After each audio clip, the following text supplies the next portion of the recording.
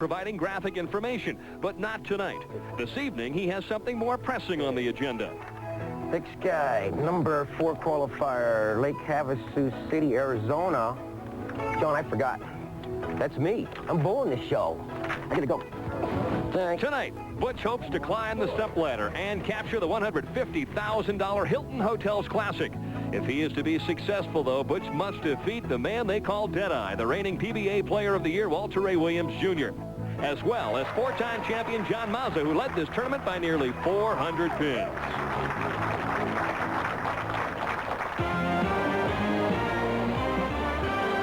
ESPN and the PBA present the championship round finals of the $150,000 Hilton Hotels Classic.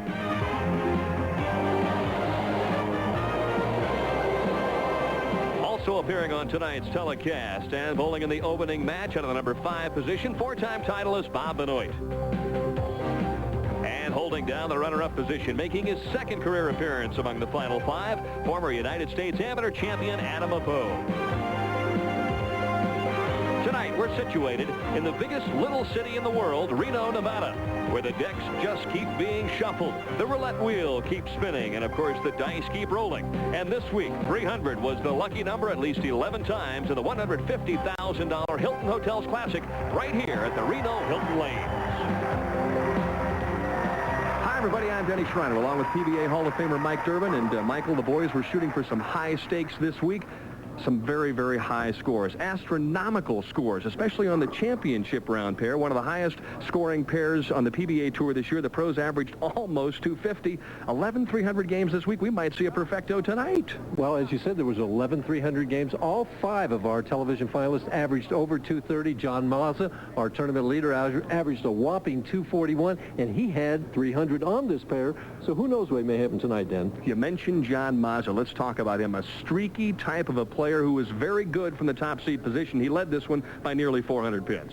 Like you say, when he gets into a zone, Dan, he just seems to throw strikes. The difference with John Mazda now and a few years ago is confidence. Now he feels like he belongs. He knows that he does belong, and he knows that he can win. That makes all the difference. Another outstanding young left-hander in the number 2 position. And kind of an interesting story. He's a former national amateur champion. Appo made a telecast earlier this year, still searching for that first PBA victory. And he's going to find out, as he already has it, there's a big difference between amateur and professional. I talked to him earlier today.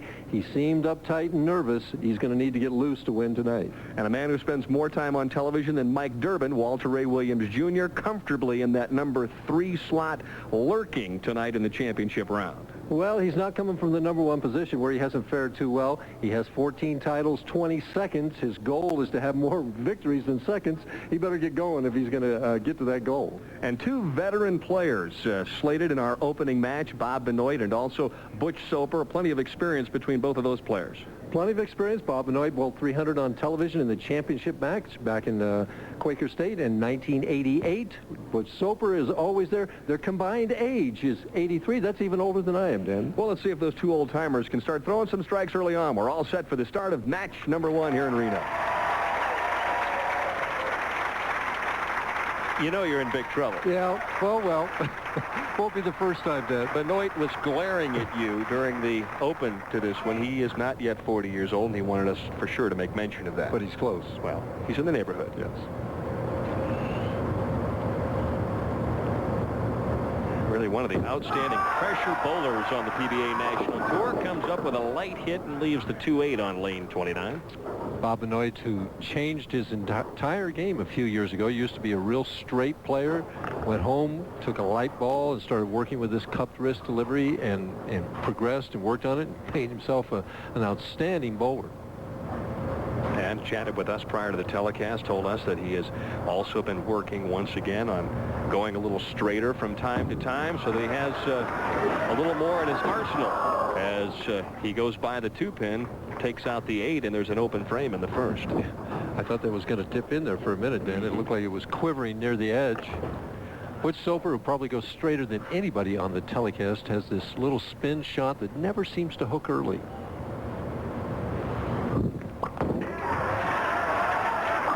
Anytime you put Butch out near the 1 board and give him the angle, he can be lots of trouble. Especially when he's got that angle to help that ball coming in. He is very, very effective. Butch, 5-step player, stands way back at the end of the approach. 4, 3, 2, 2. Very quick with the feet.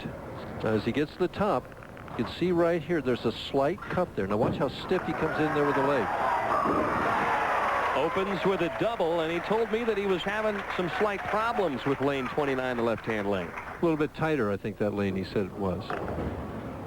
It's interesting that, you know, he's 44 and he's been bowling for 22 years out here. That stiff-legged approach has never given him any trouble.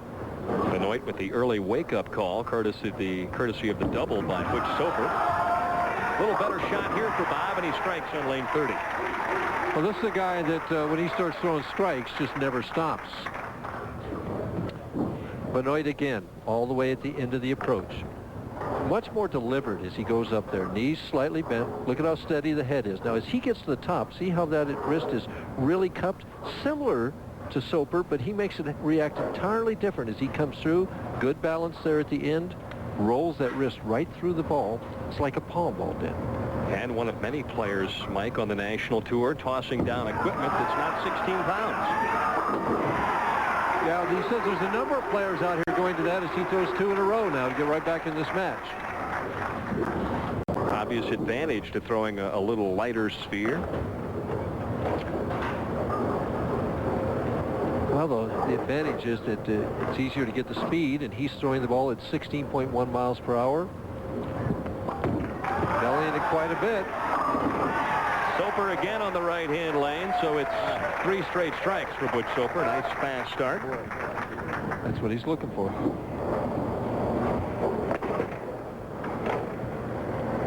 And Butch, who doesn't say a whole lot, and a lot of times is wearing a microphone down there. I wonder if we'll get any comments out of him at all. You can hear him twist that thumb into the ball. Tight fit. And he has a real tight thumb, Dan. Perfect for Butch Soper through 4 frames. And we'll come back to the Reno Hilton lanes where Butch Soper has the first 4. We said we might see a perfect game tonight. Who knows? Butch Soper may be the author. We'll be back with more after these messages.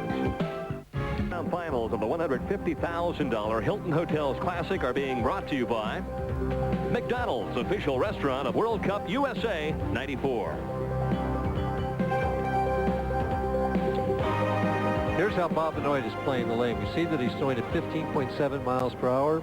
He's bellying it from board 10.5 out to at 45 feet to the 7th board. In fact, it has to be wider than the 7th board. Soper, on the other hand, is throwing at 19.4 miles per hour. And at 15 feet, he's at 3.5. At 45 feet, he bellies at 1 board. A number of different ways to get to the pocket this week. It was just a question of carry as Benoit, down 31, isn't able to carry the 10-pin. I find it interesting that Benoit has learned so easily to cover so many boards when all his life, he had been a straight player. There's a whole different mental approach to doing that. At one point in time, he said in order to survive on the tour, he had to go home, take some time off, and learn how to create some area with the bowling ball. Well, obviously, that's one approach. I mean, Walter Ray has become a star by really throwing the ball straight. I mean, when Walter came out here, I mean, he hooked the ball more than he does now, and he can do it again now. He can throw it all different types of ways. And we saw Norm Duke last week, who can hook it or throw it straight. I think that's where Benoit wants to get, kind of like what Duke can do right now. Walter Ray, though, a player that we have seen him excel on every single type of condition out here on the national tour. Benoit trying to play the oil line and does. Nice solid strike. But the question is, will he be able to come close to maintaining pace if Butch continues to throw strikes? Well, not if he continues to throw strikes, no. And at that speed, at that 15.7 miles per hour, you know, if he slows up a hair, it's big trouble. If he throws a little harder, I don't know whether it'll make it back. Butch is just going straight to the hole. Yeah, he's just going to label the pocket and take what he gets. See, when I was talking to Butch in practice, his only concern was if he pulled the ball slightly in a board, you know, to the 4 board or something like that, that it would fade off and he'd leave the bucket.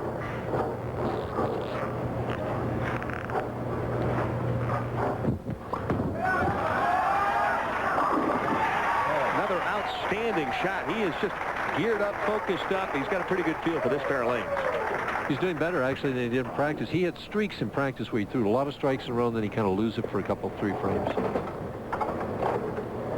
Right now, it's just like practice to Butch. He's telling the guys in the truck, you mark it down this way. He's already projecting his score. Yeah, right. Making it easy for the guys in the truck.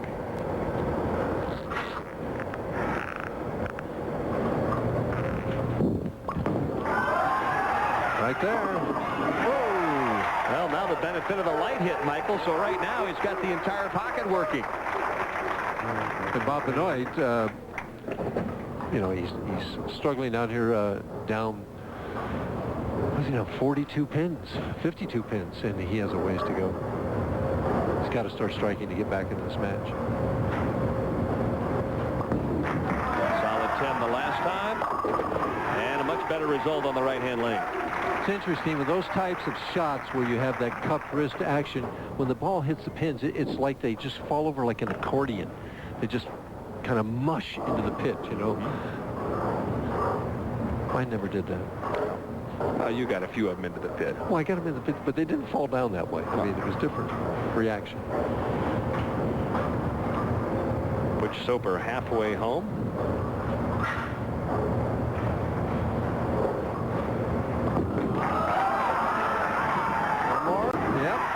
Got that 10 out that time, Dan. Got to be a bit of a helpless feeling, though, for Benoit. Things can change in a big hurry. It just takes one open frame. Of course, he was on the other side of a 300 game a few years ago, and that one was worth $100,000. Plus, it wasn't a title match.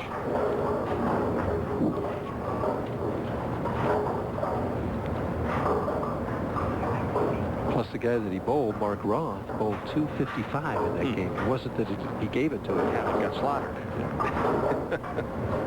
Sure, Mark remembers that one well. Soper again, high flush this time on lane 30, and the veteran from Lake Havasu City, Arizona, is really relaxed. He's cruising right now. Butch Soper straight to the hole.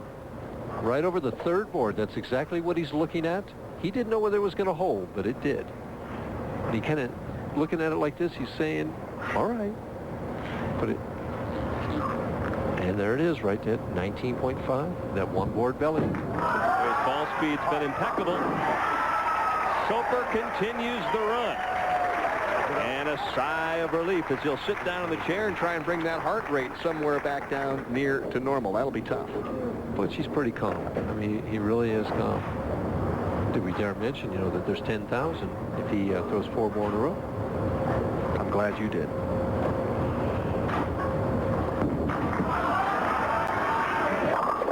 Bob Benoit right now just pretty much bowling for 5th and trying to get out of the way. And Butchie, who just annihilated him the last round of match play, he was 235 pins out of 5th place and moved all the way up to 4th. Great story, because he said to start the day, he said, I had no chance whatsoever to make it to the telecast. I just came out nice and loose and free, and all of a sudden I started shooting 260s, and everybody else started going backwards. Yeah, he shot 230, 250, 260, 260, another 260, another 250. His low score was a 208. That'll work. Benoit in the 9th, trying to get some practice in. And he says, I'll take the hit. And Bob Benoit has not lost this match yet, then. I mean, you would think so as we watch it get all the way out to the edge this time. Kind of held his hair right now, and it comes roaring back, and that's what we talk about, at creating area. Well, Benoit still has a possible 258. Right. If Butch would open, he would be in the 250s. Plenty of speed on this shot. Oh, that was whistled down there, Mike Durbin. Well, he's 3 years. We talked about it at the top of the show. 11 perfect games this week, 10 in tournament proper, and 1 during the Pro-Am.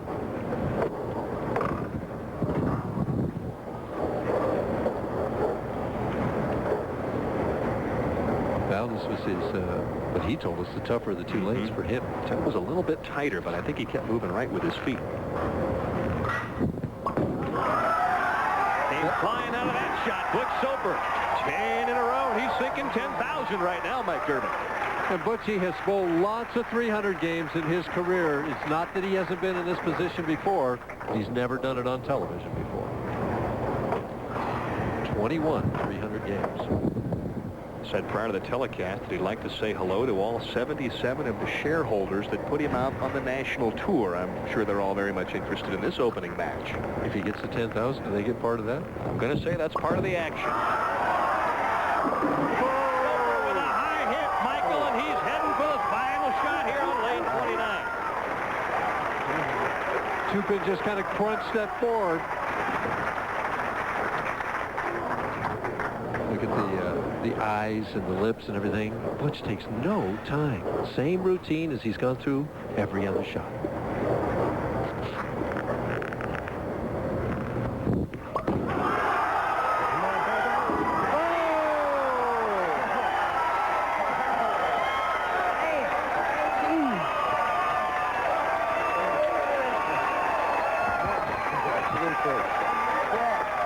A tremendous performance by Butch Soper, who shoots 300, Mike, collects 10,000, and he's still in this championship. We'll be back to chat with Butch Soper, who just fired a perfect game number 12 this tournament here at the Reno Hilton Lane. Butch with a check here, but let's take a look at the 12th and final shot, Mike. Took no time. It looked like all the others. Good speed right over that third board. Flush in there. He knows it's there. Will it carry? Yes. And his reaction? Oh, they're having a little fun here, aren't they? I told you, high stakes, high scores. We've got it all here tonight. And we'll head downstairs now to the approach to Mark Gerbrick.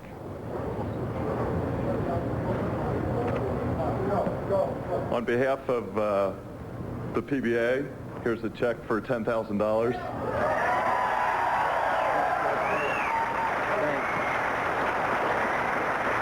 Thanks, everybody. You know, I've been making shows for like 20-something years. And like this week, there was 11 300 games bowled. I'm thinking, damn, I'm due. And my mom always said that, Butch, why don't you ever shoot 300 on TV? Well, Mom, it's for you. I'll tell you.